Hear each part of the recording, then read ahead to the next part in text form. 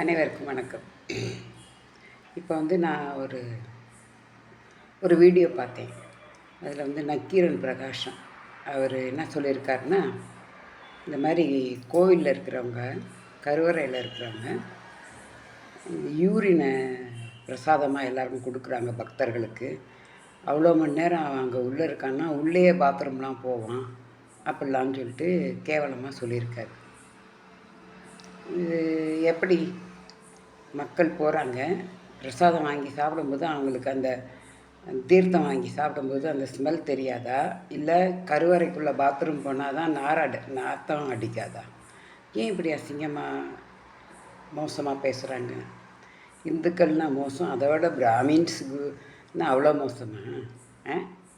காலையில் 6 மணி, உச்சிக்கால பூஜை 11:30 மணி, மேக்ஸிமம் 12 மணிக்கு முடியுது. அப்போ 6, 7, 8, 9, 10, 11, 12 6 மணி நேரம் டியூட்டி.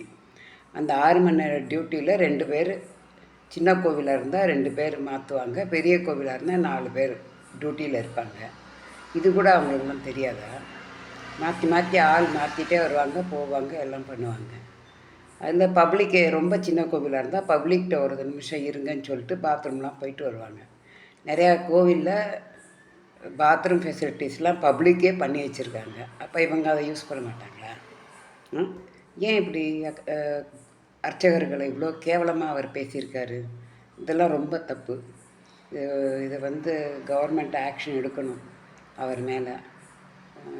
சின்ன சின்ன தப்பு பண்ணுற பசங்களெல்லாம் உள்ளே தள்ளி போட்டு அசிங்கப்படுத்துகிறவங்க, இந்த மாதிரி இந்துக்கள் மொத்த பப்ளிக்கையும் அசிங்கப்படுத்துகிற மாதிரி ஒரு பேச்சு பேசியிருக்காரு.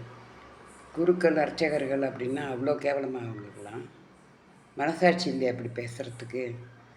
கவனமாக பேசணும் அவர் இனிமேல். அவ்வளோதான் கேட்டுக்கிறேன். நன்றி, வணக்கம்.